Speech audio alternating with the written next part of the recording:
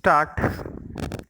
राष्ट्रपति जी का अभिभाषण सरकार की नीति और भावी योजनाओं का परिचायक होता है, परंतु कुछ ज्वलंत मुद्दे हैं जिनके बारे में विचार किया जाना आवश्यक है।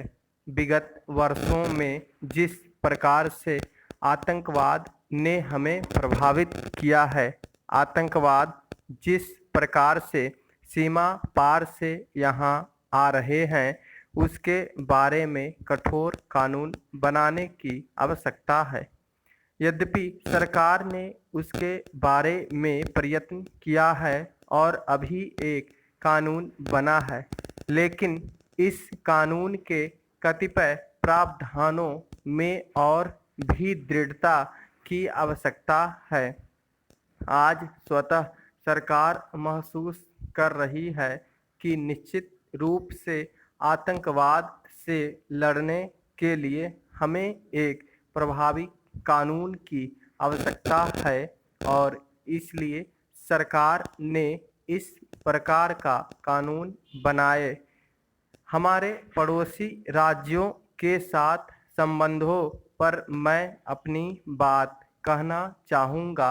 चीन ने पूर्वोत्तर राज्यों के कुछ भागों पर अपना कब्जा जमाने की बात कही है, वहाँ पर अपनी सड़कें बना ली। जिस प्रकार चीन ने नेपाल पर अपना प्रभुत्व जमाने का प्रयास किया है, नेपाल से मैत्री करने का प्रयास किया है, श्रीलंका में जाकर जिस प्रकार से अपने हाथ बढ़ा रहा है और हमारे लिए एक खतरा पैदा कर रहा है, यह हमारे लिए गंभीर चिंता का विषय है। मैं यह मानता हूँ कि देश के जवानों ने हमारी सीमाओं की सुरक्षा की है, देश की सुरक्षा की है। उनके मन में कहीं न कहीं असंतोष और असुरक्षा की भावना है। मैं चाहूँगा कि सरकार इसकी तरफ ध्यान दे।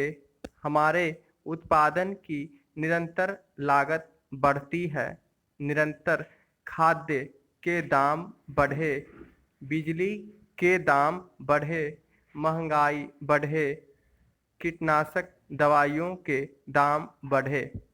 सरकार कहने को तो ऋण माफ़ी की बात कह रही है, लेकिन ऋण माफ़ी जिस प्रकार हो रही है वह दोषपूर्ण है।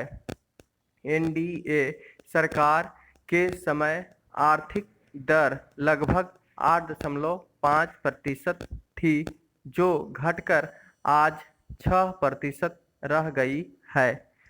सरकार केवल अल्पसंख्यकों और कुछ विशेष वर्ग की तरफ ध्यान देती है।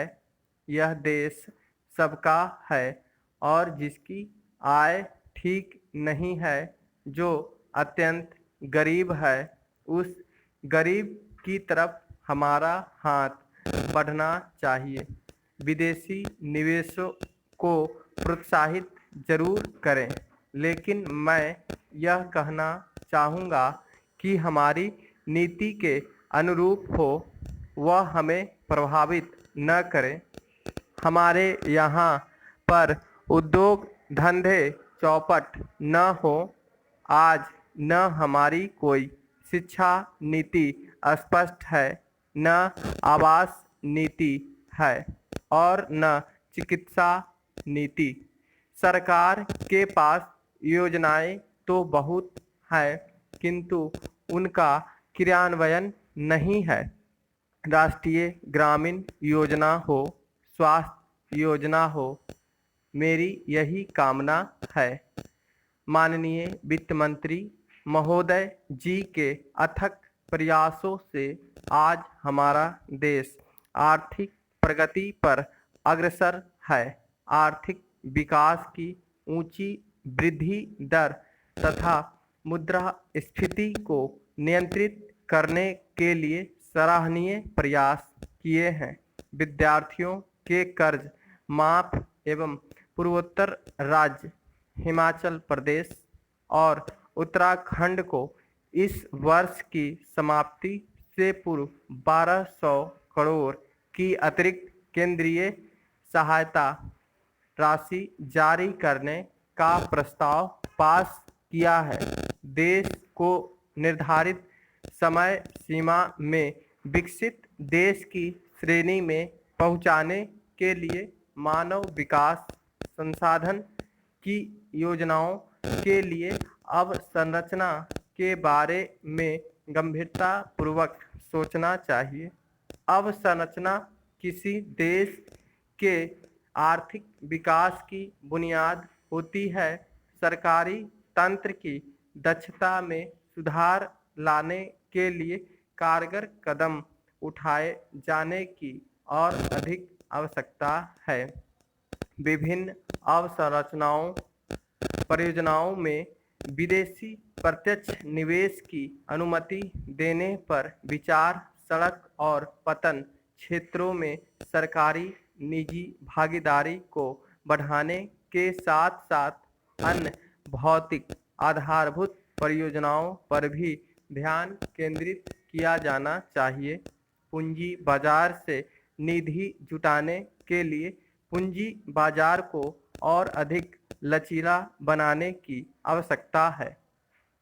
ग्रामीण विकास, शहरी विकास, शिक्षा, स्वास्थ्य आदि योजनाओं को जिला स्तर, ब्लॉक स्तर और ग्रामीण स्तर पर बनाने की आवश्यकता है। प्रशासनिक सुधार, भ्रष्टाचार समाप्त करना, उपलब्ध संसाधनों का प्रभावी उपयोग और प्रशासन को अधिक जवाबदेह बनाने के लिए हमें और गंभीरता से विचार करना होगा। उत्तराखंड की आवश्यकताओं एवं प्रदेश के चहुमुखी विकास के लिए प्रदेश में मूलभूत सुविधाओं एवं अवस्थापनाओं को सुदृढ़ करने की आवश्यकता है। प्रदेश में विकास दर को तीव्र करने के लिए केंद्र सरकार के द्वारा कारगर कदम उठाने की आवश्यकता है। मेरा अनुरोध है कि उत्तराखंड के कुमाऊं मंडल में केंद्रीय विश्वविद्यालय खोलने की आवश्यकता है।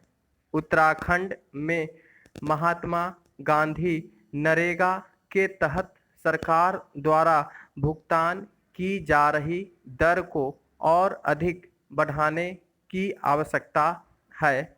गढ़वाल एवं कुमाऊनी भाषाओं को संविधान की 8वीं अनुसूची में सम्मिलित करने की आवश्यकता है।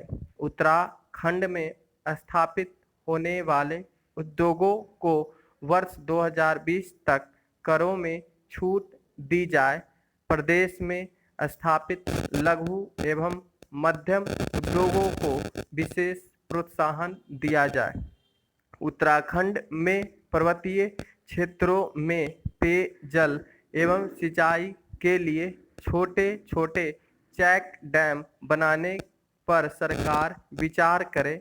उत्तराखंड के काशीपुर क्षेत्र में 3 गैस प्लांटों का निर्माण किया गया।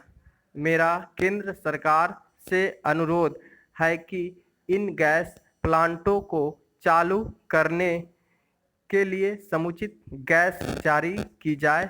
प्रदेश को बाढ़ से बचाने के लिए नदियों की ड्रेजिंग और डिसिल्टिंग कर भूमि कटाव को रोकने के लिए बजट में निधि आवंटित की जाए।